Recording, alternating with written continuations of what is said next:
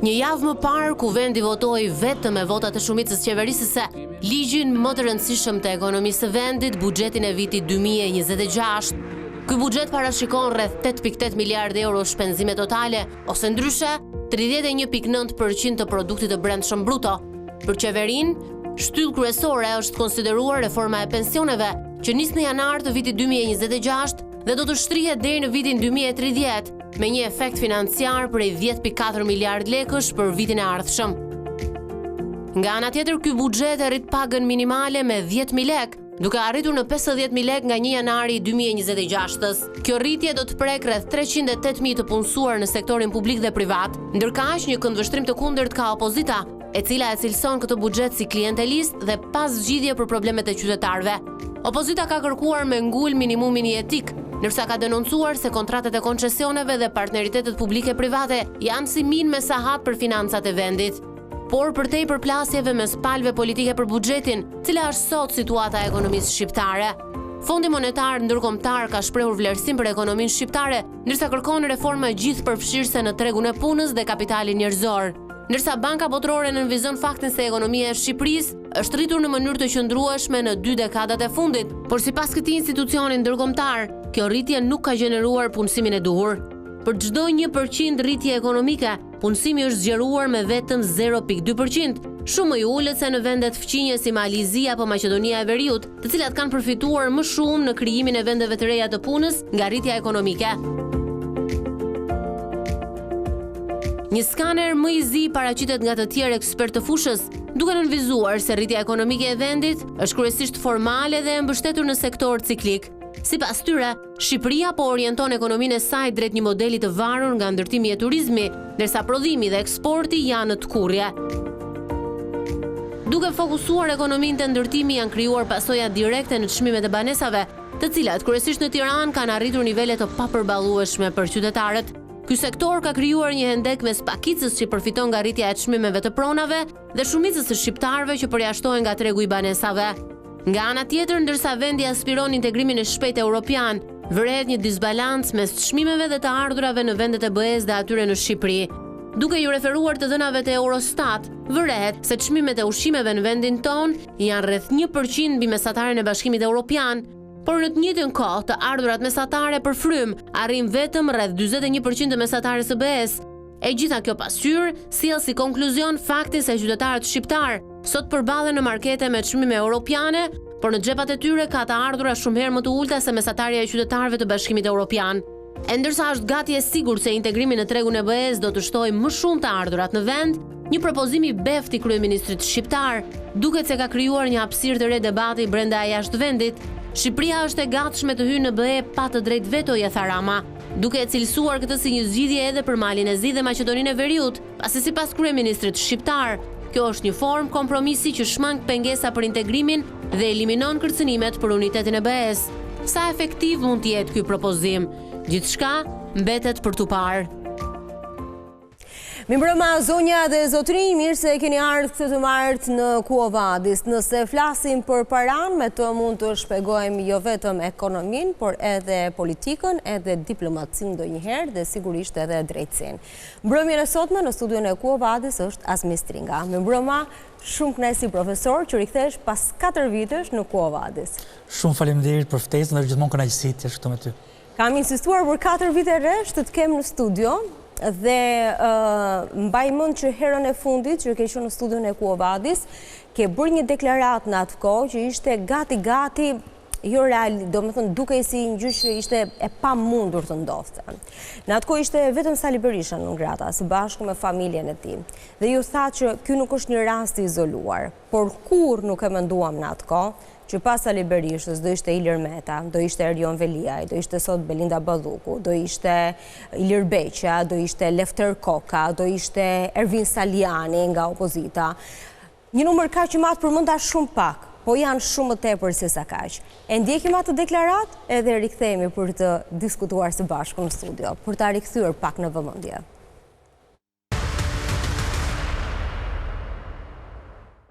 Unë nuk besoj se do të ndaloj te Sali Berisha, unë nuk e shoh si një lëvizje në vetvete. Pra do ishte naive për ne të mendonim që kjo është një lëvizje kundrejt një personi në këtë proces. Procesi është fare i thjeshtë në mendimin tim.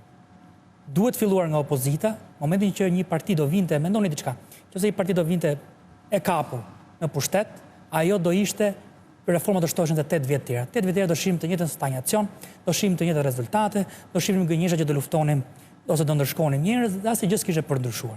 Për sa kohë që ky zinxhir duhej prishur, nuk u prish dot nga opozita, e cila dështoi të sillte një frym të re në Shqipëri për të sjellë ato vlera që do të ishin kundërpesh e qeverisë. Ndërkohë u pa si një shtojcë e saj, qytetarët nuk i besuan, edhe me të drejtë në mendimin tim, për një arsye thjeshtë se në 8 vite nuk arriti të reformoj përkundrazi në shumë gjëra u bë pengesë për avancimin përpara. Ishte 4 vite më para, ishte koha kur opozita drejtohej nga Lulzim Basha. Shumë gjëra kanë ndryshuar. Opozita e ka humbur dhe në 2025-ën. Ndërkohë ashtu sikur se thash, nuk ka ngelur vetëm në rastin e Sali Berishës. Harta është zgjeruar shumë me persona të cilët përgjigjen apo do të përgjigjen përpara drejtësisë. E kishit menduar që do ishte një rrjet kaq i zgjeruar i personave që do të kishin punë me drejtësinë kur bëhet atë deklarat 4 vite më parë? Ajo, unë nuk është se kisha informacion në lidhje me atë, po ishte një pritshmëri, qofse ne shifnim se cilat që në angazhimet e partnerëve ta ndërkombëtar, sidomos kur filluan reformën në drejtësi, cilat që në kushtet që ju kërkuan atyre si pjesë edhe të aksestimit të Shqipërisë në Bashkimin Evropian apo në entitete të tjera ndërkombëtare. Ajo që është fare evidente është që ajo nuk mund të ndalonte me Sali Berishën, sepse korrupsioni, krimi, dhe ato ishin të përhapura dhe këndvështrimi i partnerëve, por edhe atyre që analizonin ishte që në disa gjëra këto dy palë ishin bashkë me njëra tjetrën. Siç po vihet re dhe aktualisht që në shumë gjëra tashmë janë më shumë të ngjashëm se sa janë të ndryshëm, siç është për shembull sulmet ndaj SPAK-ut dhe veprimtarisë që ata ndërmarrin.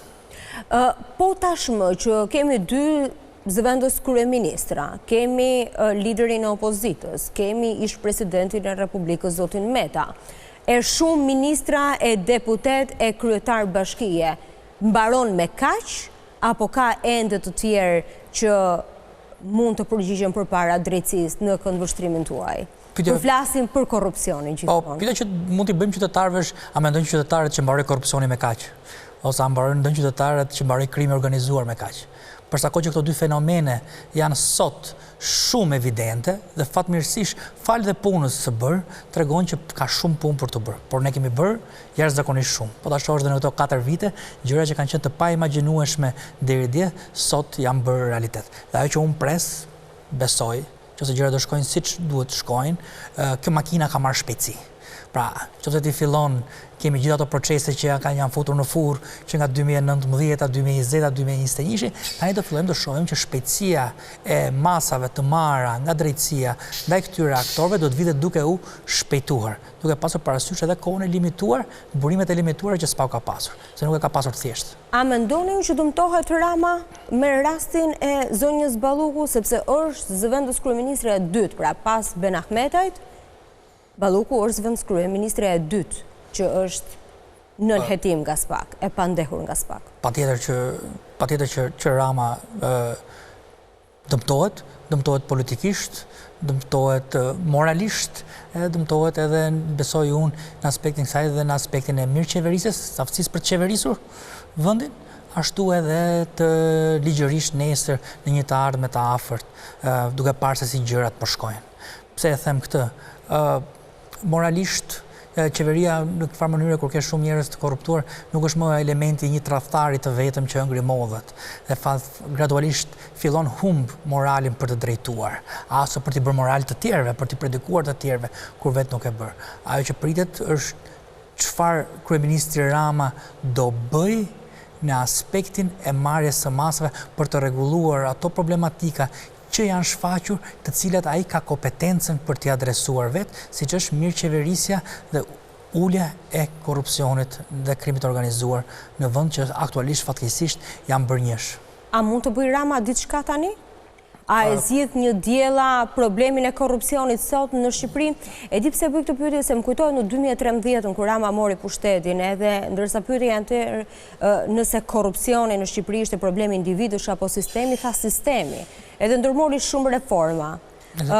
Për sot kemi një numër jashtëzakonisht shumë të lartë qeveritarësh të cilët janë të akuzuar për korrupsion. Eksaktësisht. Pra korrupsioni dhe krimi organizuar në Shqipëri është i përhapur fatkeqësisht dhe në nivelet të mëdha, pra nuk janë raste të izoluara.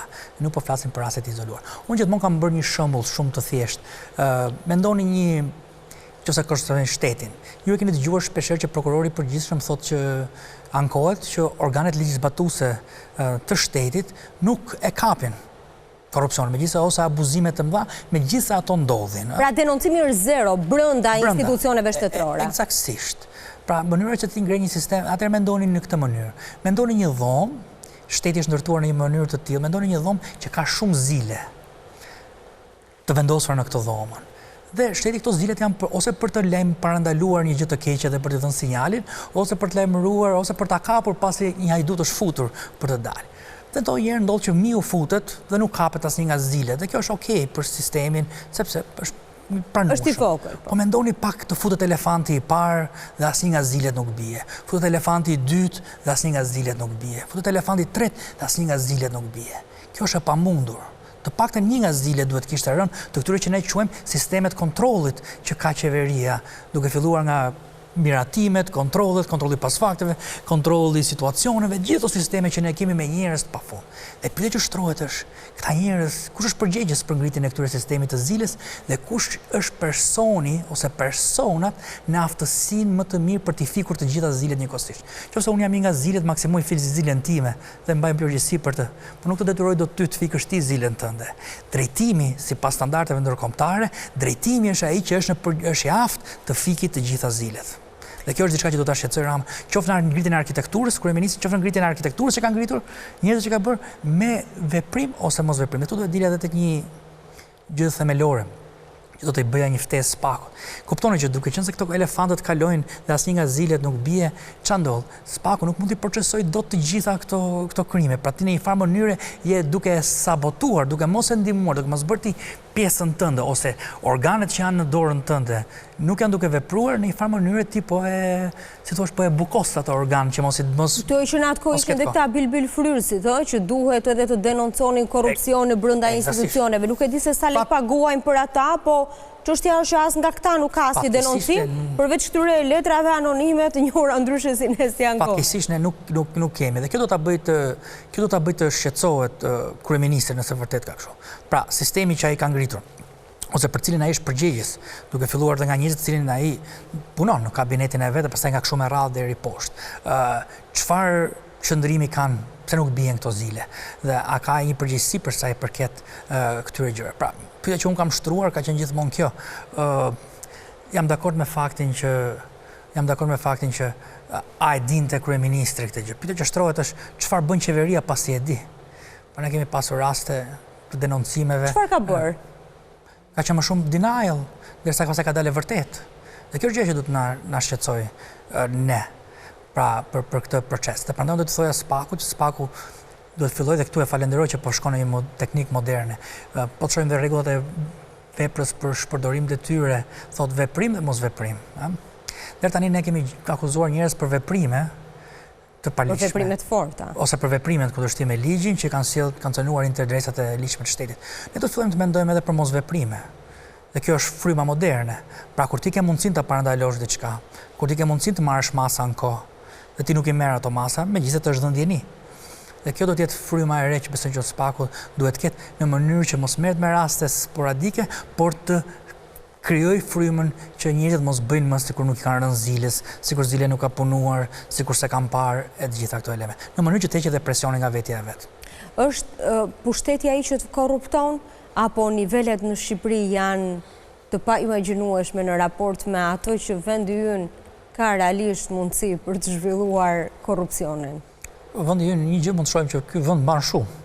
Pra nuk mbaron, nuk na kjo vjen për një arsye shumë thjesht. Njeriu është qenie që krijon, falet të natyrës, që gjeneron energji. Edhe në kohë diktaturës, diktaturat janë mbajtur gjallë, se njeriu është qenia më kryesore që gjeneron energji të pafundme edhe në kushte shumë të vështira. E ka pjesë tjetër vet dëshira për të mbijetuar. Kështu që fatkeqësia e Shqipërisë është që Shqipëria mban shumë dhe ne kemi edhe një problem tjetër kur është studiuar për rusët kur i thonin pse disa reforma nuk ecin, që prisin perëndimorët, një nga gjërat që jepi si argument ishte thoshen kanë tolerancë të madhe ndaj të keqes. Ne shqiptarët jemi mësuar të durojmë shumë. Pra, po t'i kishte ndodhur një Gjermani, po t'i kishte ndodhur një Francezi, po një Amerikani dhe një Amerikani do ishte bërë nami. Kurse ne kemi një tolerancë të madhe, durojmë shumë, edhe për arsye të historisë tonë. Dhe kjo na jep këtë shohim këto sjellje që shohim këtu. Pavarësisht se kushdo është duke u hetuar ka prezumimin e pafajësisë, edhe i takon që ta mbrojë këtë gjë dhe ne ta respektojmë këtë gjë, sërish kur lexon ato dosjet, është e pamundur mos kuptosh që këtu është realisht një sistem i tërë i cili është në funksion të korrupsionit. Ka rënë shteti në kuptimin e mirëfillt të fjalës në Shqipëri? Pra, përse përket çështjes së tenderave, procesit të koncesioneve, të gjërave të cilat jepen në emër të shtetit, në emër të pasurisë publike në Shqipëri. Unë të thash, qëse shteti do e vlerësoje me ato zilet që të thash unë, qëse zilet nuk bie që shteti në realitet nuk funksionon dhe nuk ka sisteme eficiente për të arritur objektivat dhe për parandaluar abuzimin, qoftë ai abuzim normal, po qoftë edhe ai nga korrupsioni. Pra shteti në një farë mënyrë në letër është, në fakt, në pyetje kush e bën shtetin. Shteti hapi parë që bëhet është fare thjesht. Njerëzit të cilët ne zgjedhim. Pra parimi është që integriteti vjen nga lart, përçohet poshtë, dhe po zgjodhen njerëz me integritet, ata njerëz pastaj zgjidhin njerëz të tjerë me integritet, i delegojnë përgjegjësi dhe këta njerëz pastaj japin drejtim. Thonë që çdo popull e meriton qeverinë që ka, po ajo që mua më bën përshtypje është që si ka mundësi sa më shumë skandale dalin në emër të qeverisë, aq më shumë bie opozita në zgjedhjet e ardhshme. Sepse ata thonë nuk ka zgjedhje. Edhe kjo është pjesë një fakti vërtet. Unë do ta shoh në dy këndvështrime, në këndvështrimin e qytetarëve shqiptarë dhe në këndvështrimin pastaj të opozitës, po nëse duam ta shohim. Është absolutisht e vërtet që neve kur kemi ndërtuar një rend kushtetues, se në herë dëgjoj këtë shprehje që po cënoni, po ndërhyni në punë politike se kështu. Fatke realiteti është ky, nëse një parti politike angazhohet në korrupsion ose bën aleanca me krimin e organizuar, atëherë ai ka ndërhyrë në mënyrë të padrejtë në sistemin qeverisës dhe nuk është se ka ndërhyrë gjykata e cila po mundohet të parandaloj ose të dënoj sjellje të tjera. Pra ai po luan pisët. Kështu që për sa kohë që ne kemi këtë, sistemi jon është i prisur. Për sa i përket opozitës, është edhe kjo e vërtetë që elita, që qytetarët shqiptar fatkeqësisht nuk e shohin opozitën si një alternativë të qeverisë, po unë qëndroj sa që kam thënë përpara, është një shtojcë e saj ku të dyja palët janë interesuar të ruajnë status quo-n e pozicioneve të tyre. Shpesh edhe nga opozita, por jo vetëm, sidomos në titullat e fundit dëgjojmë që flitet për një republikë prokurorësh, që është e rrezikshme. Edhe nga ana e qeverisë, nga ana e kryeministrit, që është e rrezikshme për një shtet demokratik. Për të përgjigjer pyetjes tuaj, do ta lidhja pak me atë që po them më përpara dhe për ta çuar. Mendoni pak sikur ju jeni aksioner, keni blerë aksione dhe keni investuar në një kompani të madhe, Apple, Microsoft e këto. Si ushtroni ju të drejtën tuaj për ndaj kësaj kompanie? Një është të shkoni te këto mbledhje aksionerëve që bëhen periodikisht, ku vota juaj është 1/shumë, por keni edhe një mundësi tjetër. Ta shisni aksionin nëse ju pëlqen drejtimi. Dhe fatkeqësisht shumë shqiptar po votojnë me sjellje, po largohen nga vendi. Pra, nuk është detyrimisht vetëm vota, por është edhe sjellja e tyre. Dhe kjo është ajo gjë që neve duhet na bëj të shqetësohemi shumë për qeverinë. Si thënë kjo, kur neve flasim për SPAK-un dhe për organe të cilat thuhet që po bëjmë një republikë prokurorësh, unë nuk jam në këtij mendimi, unë e kam mirëpritur këtë gjë, ashtu siç mirëpres edhe nismën e qeverisë për ta kundërshtuar. Lufta e pushteteve si në Amerikë, ashtu dhe në vendet në të cilat neve kemi marrë legjislacionin, ka kërkuar gjithmonë që njëri pushtet ka tentuar të marrë ndaj pushtetit tjetër. Dhe ka qenë një model empirik që është përmirësuar me vazhdimin e kohës. Pra nëse SPAK-u nuk tenton një frontierë të re, atëherë neve nuk do kishim mundësi të provonim sjellje të reja, të provonim frontiera të reja të dënimit të personave. Do rinim me ato metodat që neve kishim deri para pak vitesh ose me argumentimin juridik që përdorej deri më parë. Gjithmonë pushteti kërkon të avancojë. Çfarë duhet të them me këtë? Mendoni pak diçka.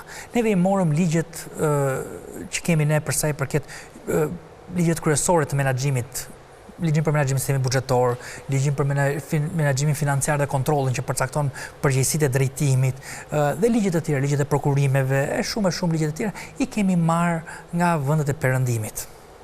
Dhe këto vendet e perëndimit kanë pasur një luftë që kanë kaluar përpara nesh, që ka qenë ky argumenti që thuaj që unë nuk dija gjë, që shpeshherë ishte një argument që përdorej nga drejtimi, institucioneve të caktuara për të shmangur përgjegjësisë ligjore në rast se ndodhte një problem i tillë. Por ky problem u tekalua, sepse ata kanë një eksperiencë, ata që i kanë ndërtuar këto ligje në perëndim. Ky problem u tekalua sepse ata filluan ta vlerësojnë drejtuesin me veprimet dhe mosveprimet e tij për ngritjen e këtyre sistemeve eficiente. Dhe kanë dalur në vendime, për sa i përket edhe dënimit, jo vetëm për veprime, por edhe për mosveprime kur ke pasur mundësitë për të vepruar. Çfarë ka ndodhur? Mendoni se ju jeni në Amerikë. Nëse ju jeni në Amerikë dhe ju thuhet juve që do kishim rast në Amerikë, që në Amerikë bie një digë, shëmbet një digë, edhe përmbyten shumë veta, krijohet një dëm i madh ekonomik. Fillon hetimi i FBI-s, i organeve për të gjetur shkaqet, arsyet dhe gjithë të rastet e tjera mund të natyrore më mos jetë. Mendoni pak sikur të gjejë sikur FBI të gjejë një raport në zyrën e kryetarit të bashkisë të drejtorit të saj korporatës nga auditi i brendshëm, i cili e ka lajmëruar 6 muaj përpara që do të marrësh masas për ndryshe kjo digë do bjerë. Këtu ju ndryshon këndvështrimi. Në këtë moment, automatikisht me standardin amerikan, po të cishit juve dhe perëndimor, të kërkonit përgjegjësi ligjore, sepse ai person ka pasur djeni dhe duhet merrte masë dhe nuk ka vepruar eksaktësisht. Dhe ishte një legjislacion që kemi në Shqipëri. Kur vjen puna në Shqipëri, ne jemi mësuar me këta prokurorat, disa prokurora ose gjykatësa të një niveli që fatkeqësisht vetingu i tregoi. Nëse nuk e ka prish vetë ai di. Nëse se ka prish me dorën e vet, me çekiç vetë ai, e nxirret pafajshëm. Ky lloj standardi vetëm kur ta kesh bërë vetë 100% siguri, është një standard që perëndimi e ka refuzuar. Dhe ky është standardi që kishim ne, prandaj merreshim gjithmonë me specialistë. Spaku po fillon po i lexon këto ligje ashtu si po i lexojnë perëndimorët. Dhe po bën një interpretim të ligjeve, të përgjegjësisë dhe provave të mjaftueshme që duhen, dhe nuk do të jetë 100% e sigurt që ti të shpallësh fajtor, duhet të jetë përtej çdo dyshimi të arsyeshëm, jo 100%. Tani pyetja sa është ky përtej çdo dyshimi. Po tash në vendin në Shqipëri thonë vetëm po të kapin flagrancë duke vrarë, edhe në atë rast të nxirrin nga burgu me këta prokurorë që kemi pasur ne më përpara. Po ky standardi për ta provuar është shumë herë më i ulët se ç'është pretendojnë disa gjyqtar ose prokurora ose avokat në Shqipëri, në çdo do kenë lexuar çështjet me sa më pak evidenca janë dënuar në Amerikë, në perëndim, në vendet që ne kemi marrë legjislacionin për raste të ngjashme. Është e rrezikshme kjo apo është e shëndetshme për një demokraci? Jo, është shëndetshme për një arsye shumë thjeshtë. Është të drejtën e vet pushtetet, për shembull në Amerikë ka ndodhur gjë. Ka pasur luftë ndaj pushteteve gjatë gjithë kohës, edhe shtetet e Amerikës kanë qenë më të forta guvernatorët e shtetit federal. Gradualisht me luftë, shteti federal u bë pak më i fortë, mori më shumë pushtete. Kjo është një luftë e vazhdueshme. Spaku po tenton të vetën për ta bërë dhe beson se është në të drejtën e ligjit. Qeveria ka mendimin e vet. Dhe kjo është një luftë shumë e shëndetshme që po zhvillohet në Shqipëri dhe është një shenjë shumë e mirë. Fakti që po ekziston ky diskutim në Shqipëri është shenjë e shëndetit të sistemit. Pra, më përpara ti nuk ishe sfiduar asnjëherë qeveria. Po dhe qeveria ka drejtën e vet. Pra fakti që ne përballemi me këto diskutime është shenjë e mirë. Sepse marrin rastin Sarkozy që ai u dënua shumë vite pasi kishte lënë pushtetin. Pse duhet që për shembull kryetari i Bashkisë Tiranës ta heqin nga detyra dhe ta lënë në paraburgim? Kjo është tjetër diskutim. Po edhe për këtë ne janë shprehur gjykatat tona, pra po të shohësh me vëmendje, ne kemi shkuar deri në gjithë hierarkinë e sistemit që neve besojmë. Pra, nuk është e thënë që Spaku do t'i fitojë të gjitha betejat e veta, ose që Spaku ka të drejtën të gjitha betejat e veta. Kjo s'do të thotë që, sepse në të kundërt s'do vepronte në asnjë rast. Do të ishte vetëm 100% i sigurt. Megjithëse në Shqipëri kërkohet shpeshherë që të jetë vetëm perfekt. Në botë ti futesh në 3 çështje, presupon që do humbësh një, po do lesh një precedent. E krijon me precedentin e parë ke krijuar më shumë pushtet.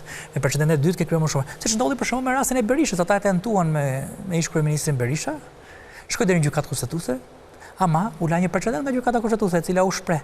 Nuk i dha 100% të drejtë Spakut dhe masa humor, po la një precedent për shembull siç ishte masa që për sa i përket detyrimit të paraqitjes nuk e detyrim të marrësh leje parlamentit që u vendos. Pra, duke u bërë këto punë është gjë shumë e mirë kësaj përplasje juridike. Duke qenë sërish meqense kemi edhe në led kryetarin e Bashkisë së Tiranës zotin Veliaj. Të paktën në rastin e zotit Veliaj, opozita pretendon se çështjet për cilat duhet të hetojë dhe duhet të përgjigjë Erion Velia janë shumë të mëdha, duke nis nga incineratorni, PSD-ja e të tjerë. Në këndvështrimin tuaj e nis me dorë të butë SPAK dhe e shtrëngon atë rrugës, mjaftojnë çështje qofte dhe banale, por karrierën politike ta djegin, apo është edhe selektiv? Unë kam këtë mendim. Do ta shohim pak edhe në kontekstin shqiptar. Ai institucion me gjithë të mirë dhe mbrojtjen që ka, është një institucion shqiptar. Nuk besoj se ka dhe konfliktet e veta brenda. Dhe kush ka punuar ose është marrë pak me çështje hetimi ose me çështje auditimi ose e kupton shumë mirë që ca gjëra, sidomos në një terren shumë të vështirë kur janë fillimet e tuaja nga një klasë politike e cila nuk është e lehtë të përballesh. Por vetë e shef kur jenë mbrapa skenës, pavarësisht buzëqeshjes që kanë kur dalin televizor ose kur dalin para qytetarëve. Është gati e njëjta për 35 vite, 36 vite, po shkojmë gati në pushtetin e Enver Hoxhës. Eksaktësisht, dhe këta kanë këtë sinë. Atëherë çfarë mendojnë që ka bërë SPAK-u? Sa gjëra i ka bërë mirë, sa gjëra nuk i ka bërë mirë, mendoj të ti përmirësoj. E para njëherë, ata do të kenë shumë merak nëse i rrëshket këmba. Pra, klasa e politikë ruan që ti të bësh një gabim, nëse vëret vërsulen të gjithë, nëse ti bën një gabim. Kështu që do të jesh shumë i kujdesshëm në fillimet e tua, do të mos rrëshkasi këmba, mos bësh një gabim. Dhe hapi i dytë, unë besoj, dhe kjo ka qenë dhe mençuria, që SPAK-u nuk është aq ose prokurorët e SPAK-ut, nëse janë ata që duan të bëjnë punën, nuk janë aq budallënj sa të hapin luftën e parë pa pasur edhe 3-4 gjëra të tjera. Sepse do ishte naivitet. Pra nëse ti fillon vendos të shpallësh, qoftë një prokuror ndërkombëtar, nëse vendos ta shpalli luftën ndaj një personi, me shumë mundësi i ka llogaritur që do të ketë paktën 4-5 plumba. Sepse llogaritet që 2 mund t'i humbi rrugës, 1 mund t'i hedhë gjykata e kështu me radhë. Kështu që unë besoj ky është rasti për SPAK-un. Ama përsa i përket punës që ka bërë SPAK-u në disa dosje, unë e kam shprehur shqetësimin tim që SPAK-u nuk duhet i luftë. Nëse kapet me një fenomen, do ta kapi fenomenin nga inicimi dhe deri në fund. Deri te zbatimi. Deri te zbatimi, deri në fund fare, deri te marrja situacioneve, deri asaj. Dhe ti nxjerrë përgjegjësitë. Dhe ti thotë se cilës prej këtyre zileve që unë përmenda, se cilës prej tyre pse nuk kanë rënë. Dhe do të jenë shumë zile. Në rastin e incineratorët të Tiranës, unë besoj që do të jenë 400-500 veta të arrestuar në një sallë të madhe, nëse do ishte bërë siç duhej ky proces, nga faza e përgjegjësisë që mund të ketë Zoti Velia, po dhe përgjegjësitë që kanë të tjerë në fazën edhe të zbatimit. Mendon se do të shkojë deri në këtë nivel apo është e vështirë në Shqipëri? Është e vështirë në Shqipëri. Tash nuk do të pres jashtëzakonisht shumë pritshmërive, por jam dhe optimist. Ka gjëra që unë jam skeptik. Deri tani për incineratorën e Tiranës unë nuk kam parë që ta kenë mbyllur. Mesa kam dëgjuar kryetaren e SPAK-ut, ka thënë që është në proces. Unë pres që të ketë rezultate, do ishte një zhgënim i madh për shqiptarët. Unë kam thënë që në 2021 kemi qenë bashkë që testi i SPAK-ut, nëse do të pëshojmë diçka në incineratori i Tiranës, edhe do të thotë jo të çojmë 3 vetat e komisionit. Nëse ta të çojmë vetëm 3 vetat e komisionit siç kanë bërë aktualisht, edhe 2 drejtarë, ky proces ka dështuar. E ardhmja e SPAK-ut varet nga fondet e ndërkombëtarëve, varet nga pasardhësit Dumanit, apo varet edhe nga vullneti klasës politike shqiptare që mund të bëjë ndryshime kushtetuese dhe mos kemi më një SPAK me këto kompetenca që kemi aktualisht. Po duke filluar nga kjo e fundit. Ka një parim që njihet në Shqipëri. Nëse mendoni pak sikur SPAK-u të kishte vazhduar punën dhe mos kishte pasur këto problemet që flasim, këto ankesat që është shumëta, do thoshim që ka punuar mirë apo jo. Fakti që njerëzit krijon shqetësim tregon që ke punuar mirë. Kush këtë shkon bën një auditim, nëse të gjithë janë të kënaqur nga auditimi, ke bërë auditim të mirë apo ke bërë auditim të keq. Nëse dikush nuk shqetësohet, nuk fillon një kërkesë, një presion, një diçka, tregon që s'ke punuar mirë, ti e kupton që grupi s'ka punuar mirë.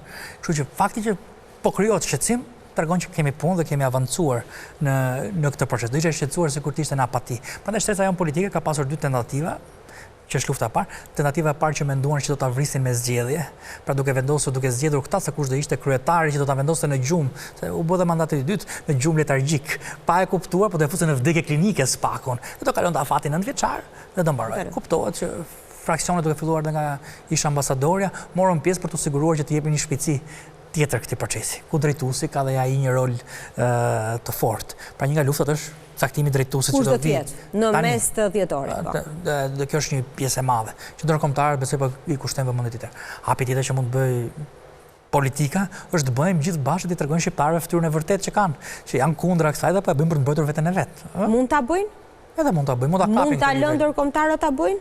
Pra ata të cilët kanë harxuar deri tani miliona euro për ta krijuar këtë strukturë, mund të heqin dorë dhe të thonë, "Okej, bëni çfarë do." Po do shkonin në luftë frontale pastaj totale. Do ta vendosin Shqipërinë në një pozicion shumë të vështirë. Po unë besoj që ndërkombëtarët e kanë këto mjete për të marrë masa ndaj tyre. Mund të bëjnë dhe si Enver Hoxha, të gjithkohës në Shqipëri mos dalin jashtë kufive fare, nëse duan.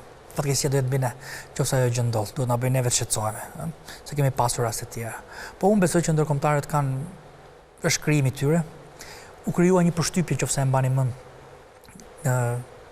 që krijoi pak dilemë me fondet e amerikanëve. Me ndërprerjen e fondeve. Dhe u dha kjo përshtypja keq informimi që e pren për këtë, e pren për atë, e pren Spaku, se e pren Spaku. Kur në fakt ajo preu të gjithë botës, nëse të bënte review, dhe fakti treguan që këtyre ju hap më shpejt të tjerë, pasi ishte një politik per se e ndryshimit të tyre. Unë kam një parim që përdor, me kam mësuar në Amerikë, është ti mos e ndrysho strategjinë pa të mbush, pa pasur evidencat mjaftueshme që disa gjëra kanë ndryshuar një herë mirë. Edhe del një sinjal i vogël në një vonesë, 1 muaj, 2 muaj, s'është një problem.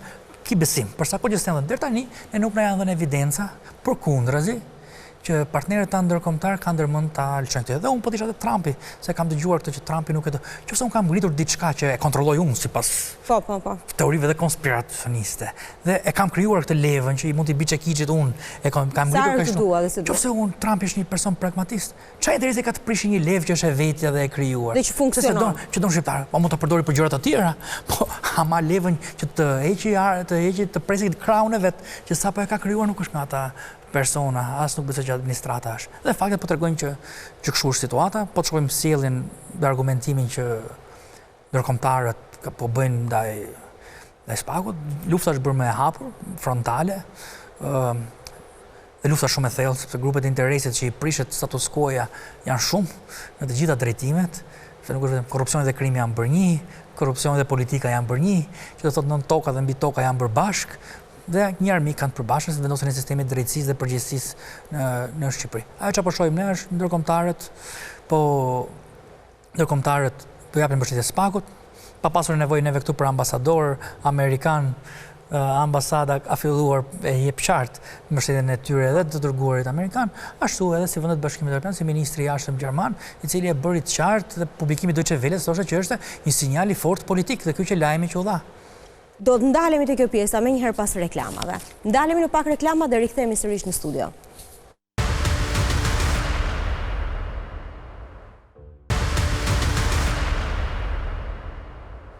Jemi rikthyer në pjesën e dytë e emisionit, jemi me Azmi Stringën, ekspert ekonomie dhe pedagog.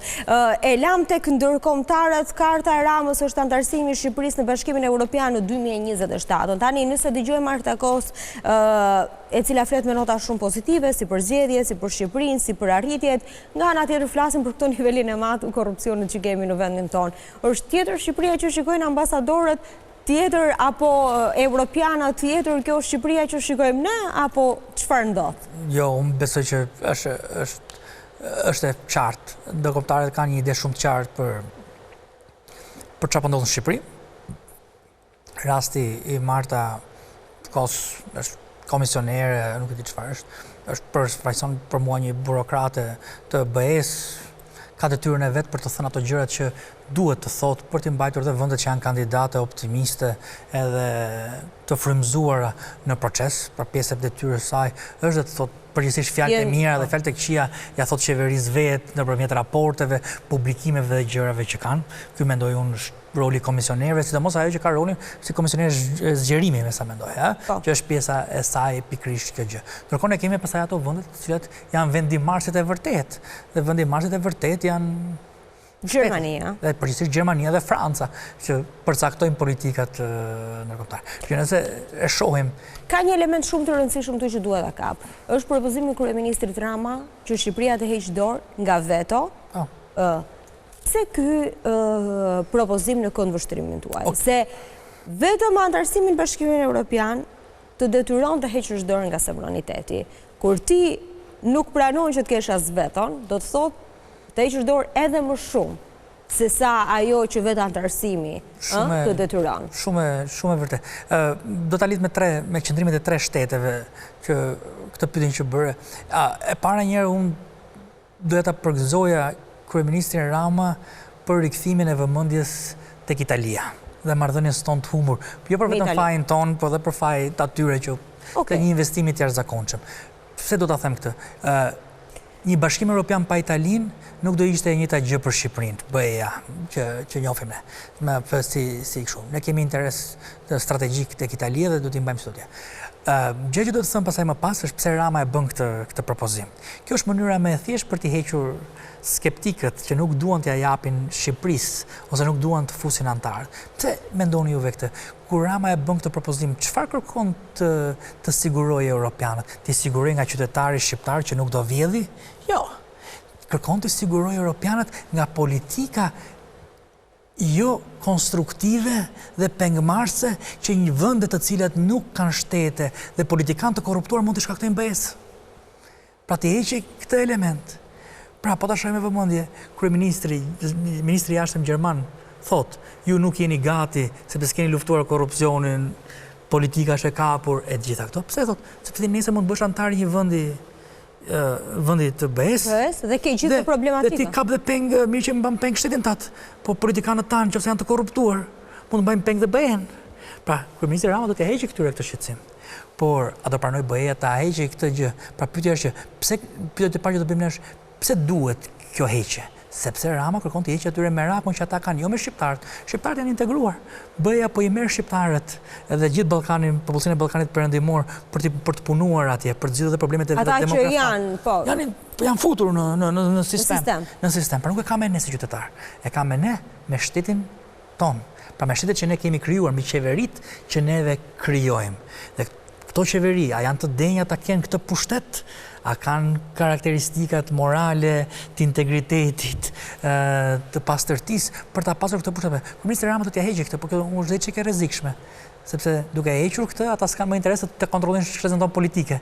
Dhe këta janë duke i thonë, unë e hoqa veton, s'ka problem, po mblej mu se merre mu me shqiptarët, ashtu siç kanë bërë deri më sot. Ti s'e ke më atë problemi që do të kishe më përpara. Kjo bëhet pak e rrezikshme, por është një propozim që ja vlen ti bëhet BE-s. Shqipëria mund ta fillojë vetë këtë, kryeministri mund ta fillojë vetë.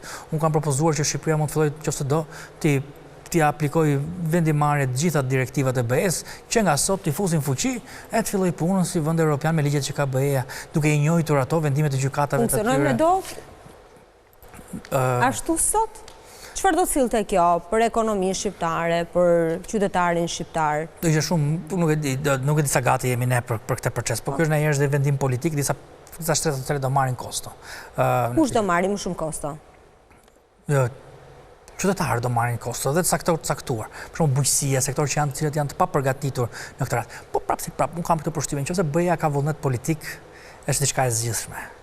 Pra, Ballkani perëndimor mund të ndihmohet me pak lek, që për gjëra që bëhen nuk janë një gjë e madhe, për t'i dhënë mbështetjen e domosdoshme për të marrë frymë derisa të bëjë këtë tranzicionin ekonomik, nëse ka një vullnet të tillë. Hapi që do na shqetësoj ne është, nëse ka pasur një propozim francez, nëse e mbani mend para e Macronit, që thoshte mos i fusim në BE, po bëjmë një Europë politike, pra si satelita si rreth e përqark, e cila ngjan pak me këtë heqjes vetos që propozon kryeministri Rama. Armime për ne vendet me demokraci hibride. Po nuk është një gjë e keqe. Ti ke vende për shembull, nuk e shoh detyrimisht si diçka të keqe. Thash, ti ke vende edhe si Norvegjia, që nuk janë pjesë e Bashkimit Evropian, por që kanë një marrëveshje të ngjashme me BE-n ose vende si Zvicra. Të tilla që nuk janë. Puna është duam të bëjmë ne këtë gjë.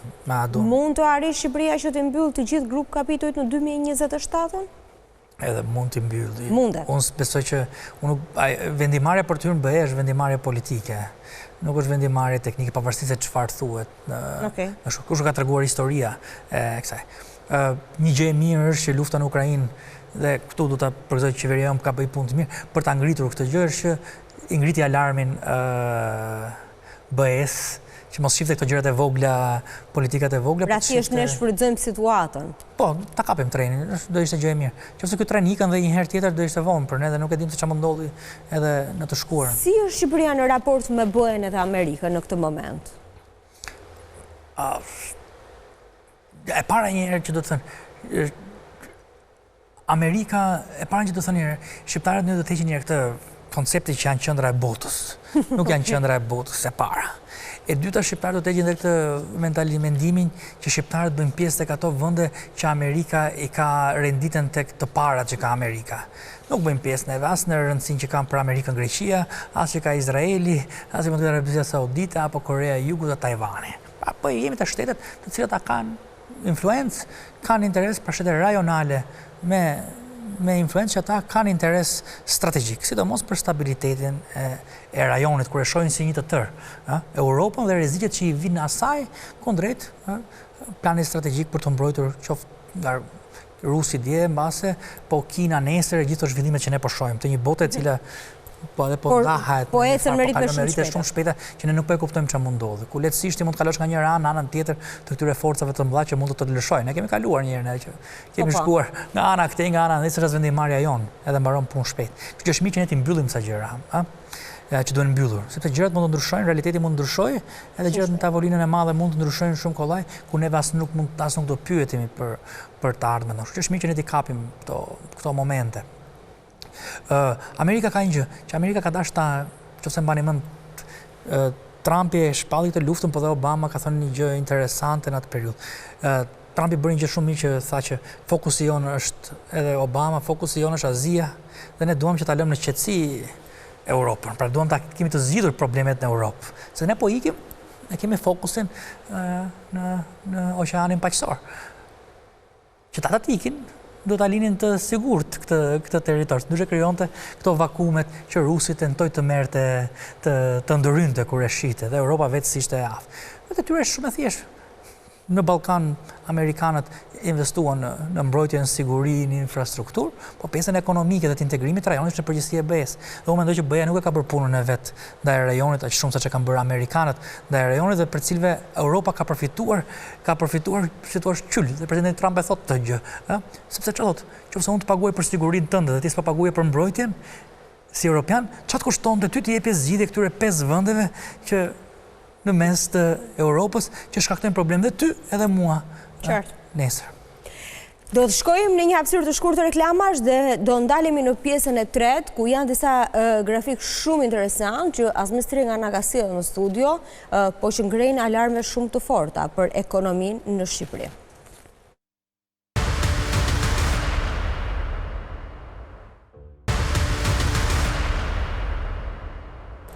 Jemi rikthyer në pjesën e tretë dhe të fundit të Quo Vadis për këtë ditë të martë, jemi me profesor Azmis Stringën. Në fakt, ashtu sikur se thash, në pjesën e dytë do ndalemi në disa grafik të cilët janë shumë interesant dhe do ta nisim së bashku profesor me Shqipërinë dhe grup moshat për regjistrimin e popullsisë. Tani ndjes, por unë nuk e kuptoj shumë mirë këtë grafikun, ti do na shpjegosh se çfarë tregon ky grafik për popullsinë në Shqipëri. Çfarë po ndodh me ne? Së pari do të thoj që disa nga këto grafikë që ne po publikojmë këtu është pjesë e një pune kërkimore ku unë kam qenë bashkautor, kështu që do të falenderoj dhe autorët e tjerë për këtë punë që është bërë. Ky është grafiku parë që është rreziku më i madh që ka Shqipëria sot. Është ecuria, shpërndarja e popullsisë së Shqipërisë sipas grup moshave. Dhe në krahun që është me jeshile, është shpërndarja e popullsisë sipas censusit të 2011-s. Ana me të kuqe është shpërndarja e popullsisë sipas censusit të 2023. Nëse keni dëgjuar me vëmendje, është thënë që Shqipëria ka humbur diku te 400.000 veta popullsi gjatë viteve. Por nëse e ndajmë sipas kësaj, situata bëhet shumë herë më agravuar. Dhe këto janë vetëm sipas të dhënave të Instatit. Këtu është vendosur popullsia sipas secilës grup mosh. Dhe po të shihni, pjesa me portokalli është pjesa që ka ikur nga Shqipëria, që nuk është më sot. Pra ajo pjesa portokalli nuk gjendet më në 2023-shin. Pra po ta shohim ka ikur rinia në Shqipëri, kanë ikur fëmijët. Pra deri në 54 vjeç, Deri në 54 vjeç ne na kanë ikur, 650.000 veta. Sipas Instatit. Po, deri në moshën 24 vjeç na kanë ikur 350.000 veta. Deri 24 vjeç. Pjesa poshtë, që është gjithë rini, andaj nuk kemi rini. Po çfarë ka ndodhur? 400.000 që kanë rënë, 400.000 kanë rënë në total. Por shife pjesën me të bardhë atje, janë rritur të moshuar në Shqipëri. Në censet 2020, pra neve jemi plakur. Pra nga një popullsi e re që konsideroheshim tani, tashmë jemi një popullsi. Pra ka pasur dhe një shift të popullsisë. Pra, popullsia e plakur është rritur, popullsia rinore ka rënë. Që do thotë, nëse ne marrim të mirëqen që Shqipëria ka rënë me 400.000 veta në total, po është rritur ajo lart me 250.000, ata të plakurit janë rritur me 250.000, se ata nuk kanë emigruar. Kanë ndetur këtu, ai që ishte 50 vjeç u bë 60 vjeç. Që kjo si edhe pasoja sociale shumë të mëdha, se me kërin ata, kush kujdeset për ata, pensionin, shëndetësia, kosto për shëndetësinë, e gjitha këto. Dhe kjo na tregon dhe një gjë tjetër, kush na ka ikur në Shqipëri? Tregon që kanë ikur 650.000 veta nga kjo. Po çfarë sa kemi pasur lindet shkon deri në 1 milion. Pra tregon dhe kush ka ikur. Ka ikur pjesa më vitale e shoqërisë. Problemi qëndron këtu. Po ta shohim këtë pemën, ka i problem. Kjo pema në kohën e 2011 është një pemë e shëndetshme. Pra ka bazën e gjerë dhe pastaj vjen në ulje. Pesha e rinisë. Kurse ajo pema ndesh e prishur sepse ka shumë pleq dhe pak baza poshtë është e prishur. Tani mendoni pak ç'a ndodh. Duke ikur këta poshtë janë 24 vjeçar, 19 vjeçar, ç'a do ndodhi? Edhe mundësia që ti të lindësh nesër bëhet dhe më e ulët, sepse vetëm ajo grup mosh mund të lindë. Moshë më të madhe ne e kemi aktualisht 60 deri 64 në Shqipëri. Grup mosha më e madhe në Shqipëri është 60 deri në 64. Do t'ju jap dhe një statistikë shumë interesante, po ta studioni se kjo ka pasoja shumë të mëdha. Gjatë kësaj dekade pensionistët në Shqipëri janë rritur në pensionin urban me 200.000 pensionistë, janë rritur pra skema. Në një dekadë, 200.000 pensionistë. E dini ju që po të marrim moshën që është 50 deri në 54, 50 deri në 64, e cila do futen në pension dekadën që vjen, në krahasim ata që do dalin nga skema që është vdekja. Që është një proces natyral. Që është një proces natyral fatkeqësisht, skema neve na pritet të rritet edhe me një 200.000 tjetër brenda kësaj dekade. E tmerrshme, nëse vazhdojmë me këtë lloj trendi. Kjo poshtë nuk ka kush ta mbushi gapin. Tani këtu jemi tek pensionet. Pensioni mesatar mujor urban në lek. Po. Dhe unë po e shikoja dhe duket nga 2014 te 2023, sikur rritja është realisht shumë modeste. Rritja nuk ka, kjo është në vlerë në lek e para një herë. Ky grafiku tregon vetëm një gjë interesante. Qofse mbani mend në vitet 90 ose në 2000-shin ndodhte ky fenomeni që ata që kishin dalë në pension në 90 kishin ato pensionet e vogla. Ata që dilnin në pension të mëdha. Tani pra ndodh fenomeni kundërt. Jeshilja është pensioni mesatar i të gjithë pensionistëve, kurse portokallia është pensionet mesatar i atyre që dalin në pension të rinj, pensionistët e rinj. Pra njëri që del në pension në 2023-shin merr pension të pjesëshëm. Merr më pak se pensioni mesatar. Po pse ndodh kjo? Për shkak të formulës së llogaritjes? Për shkak të formulës së llogaritjes që u zhvillua dhe për një pasojë që shqiptarët po e vuajnë tani. S'kan paguar sigurimet.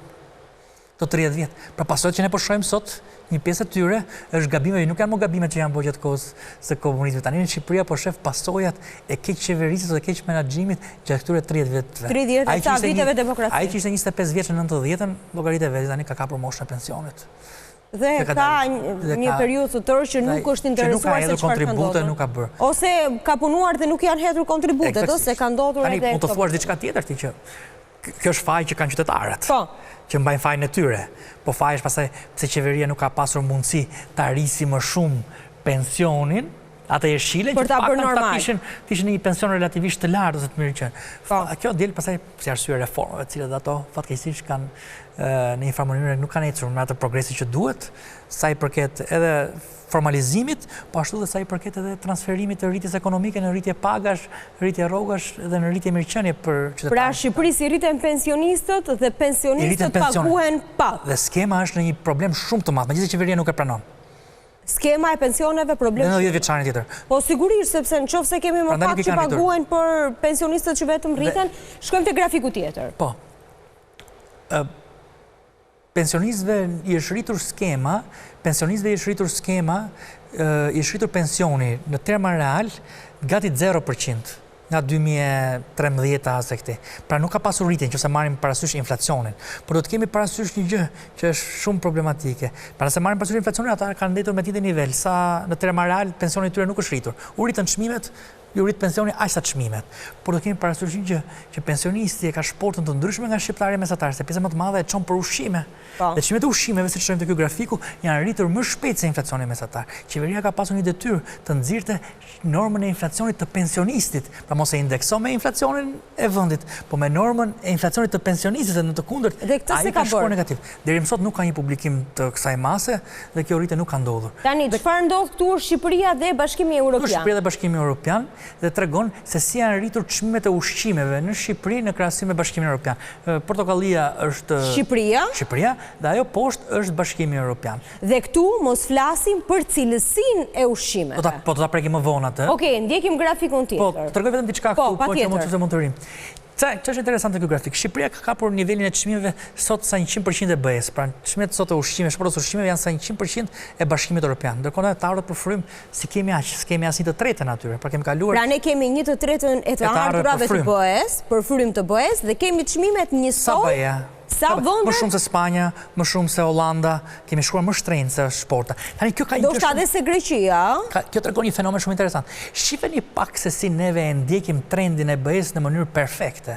E vini re? Në mënyrë perfekte. Po ama kur rritet atje me 1 lek, ne e kemi rritur me 2 lek këtu.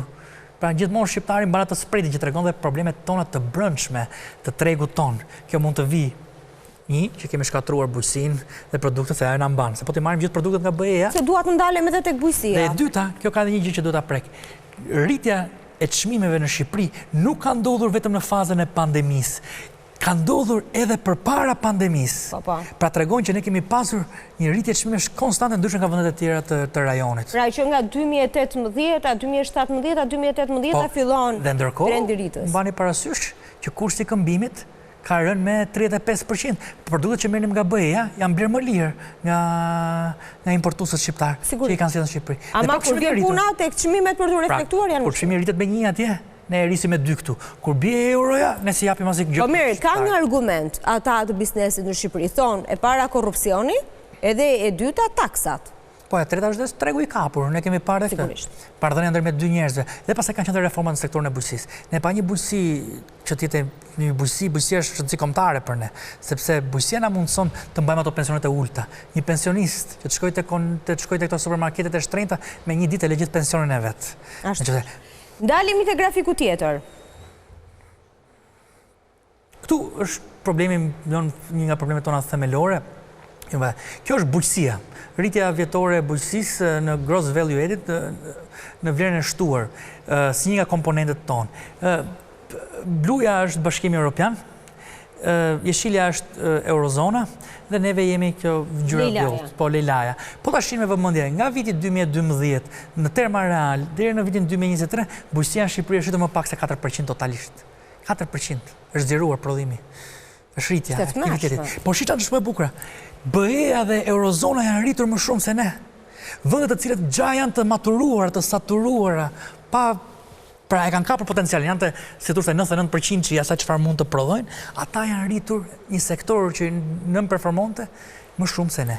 Dhe gjë që është shqetësuese, po që duhet ta bëjë të shqetësojmë, është shihni pak çfarë ndodh me 2020 është viti pse është rëndësishme bujqësia. 2020 është viti i pandemisë. Po pra se kjo bëri pushtypje. Bravo. Kur në vendet e BE-s prodhimi bujqësor ra për ndryrim aktivitetit, tek ne që bujqësia që na mbajti gjallë. Pra ajo bujqësi, pra ne është rëndësishme strategjikisht. Ata që dolën në punë, edhe pse ne i doshim rini brenda. Që pensionistit, ato që kur paketa nuk i dilte, që arritet të mbante në krye. Pra ndaj bën sens ky lloj grafiku në 2020 në kohën e pandemisë. Dhe tani në 2023 ne jemi me rënje, ndërkohë vendet e BE-s vazhdojnë të kenë rritje. Janë ringritur. Dhe neve jemi kthyer, shifë tani ti mendoje vet ku jemi në çfarë pozicioni jemi. Që këtu doja të falenderoja, siç e thash, për pjesën e bujqësisë. Kjo ka probleme strukturore, por nuk ka vetëm probleme strukturore. Ka pasur një diskutim për sektorin e bujqësisë që është shumë i rëndësishëm. Është deputeti Erion Braçe që po e ngre me shumë të madhe, pra cilat janë faktorët që po e sjellin këtë problematikë. Këtë shkatrim të bujqësisë të Shqipërisë. Ai ka përmendur një që është dhe reformat e gabuara, masat e gabuara fiskale që e kanë disincentivuar, qoftë importuesin, qoftë grumbulluesët për të blerë nga prodhuesi shqiptar, kjo që duhet vlerësuar, dhe kjo është një nga faktorët, por nuk është i plot, mendoj unë, pra gjithse ekonomi, sepse kjo skem ka qenë e tillë gjatë gjithsej faze. Nuk shpjegon këtë rënien tani, kura euroja që nuk transpozohet e gjitha. Pra, unë mendoj që është dhe pak kapje e tregjeve që duhet adresuar. Qofse e mbani mend këta policët bashkiak që shkonin i përzinin këta fshatarë që dolën pastaj që i kishin vetë tregjet, çfarë ndodh sot në Shqipëri?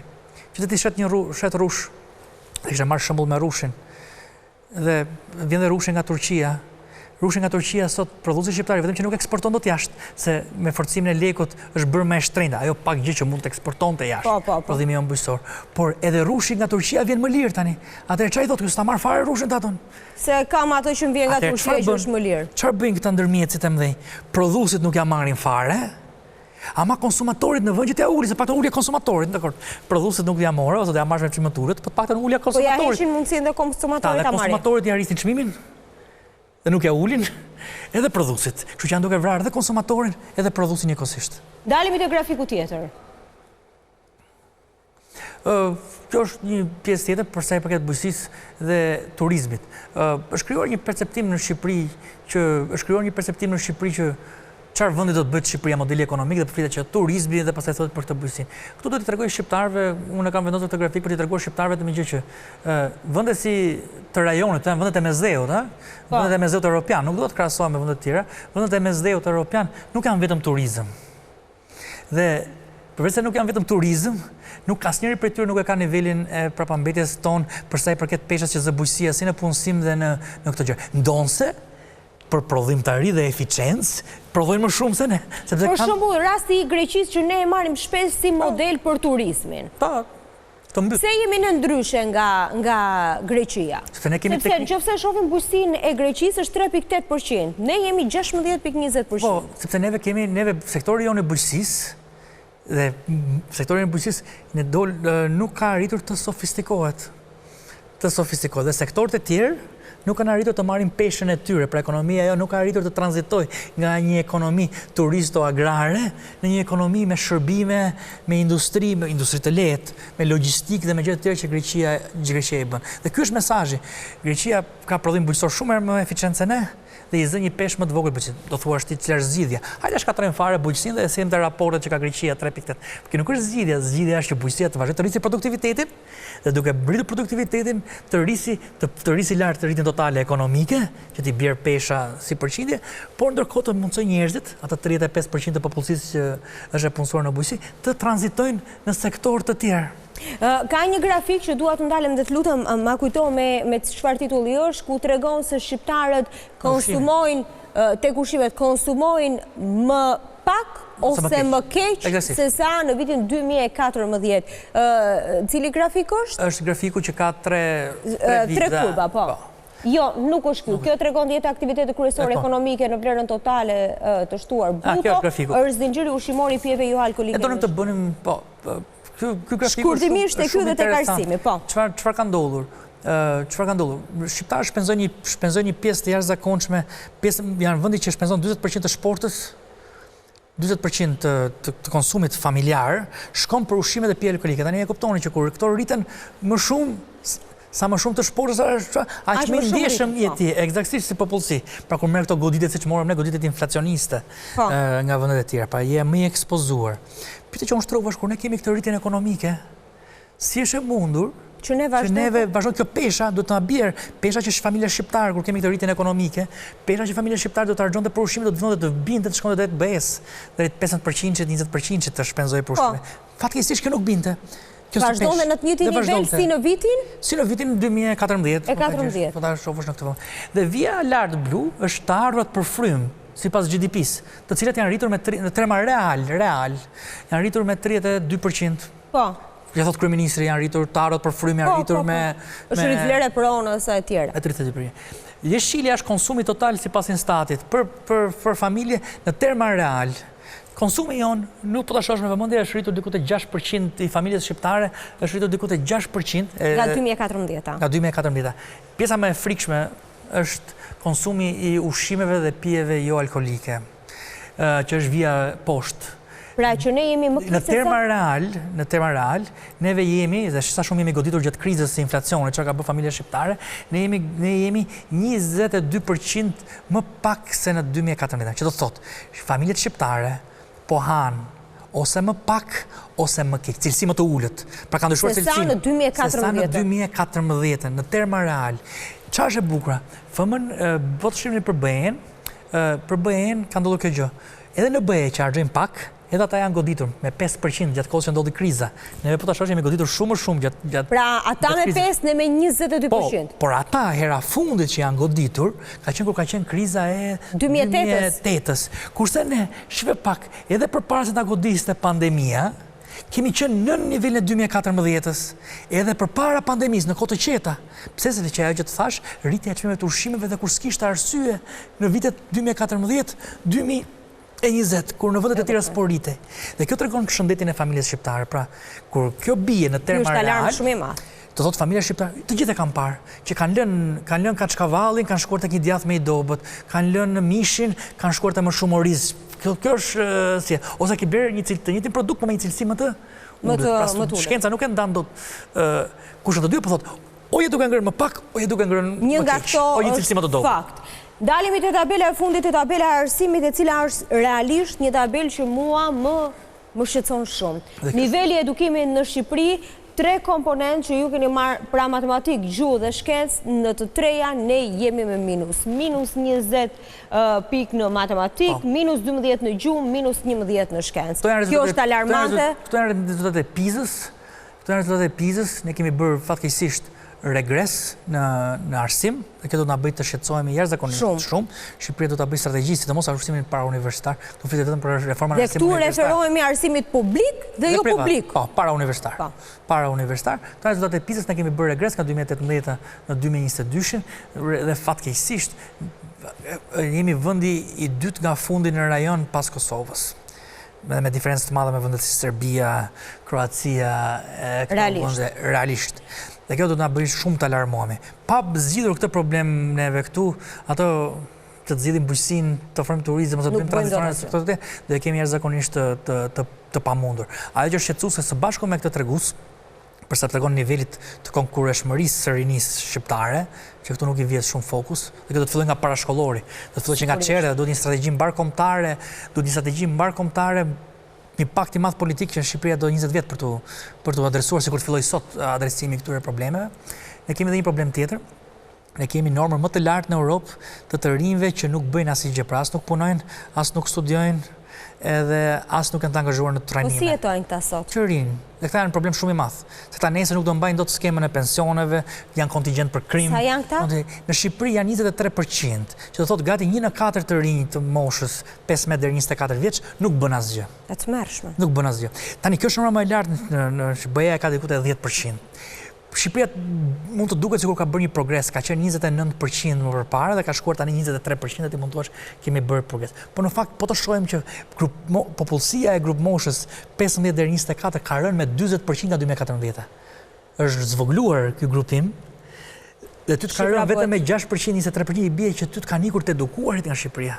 Shifra të ka ngelur ky problem. Ishte kënaqësi shumë e madhe që ishe mbrëmjen e sotme në Quo Vadis. Ja vleti pritja 4 vjeçare, shpresoj që të vish pak më shpesh. Shumë faleminderit. Faleminderit ju që na keni ndjekur, bashkë do takojmë të njëjtën në orën 21. Natën e mirë.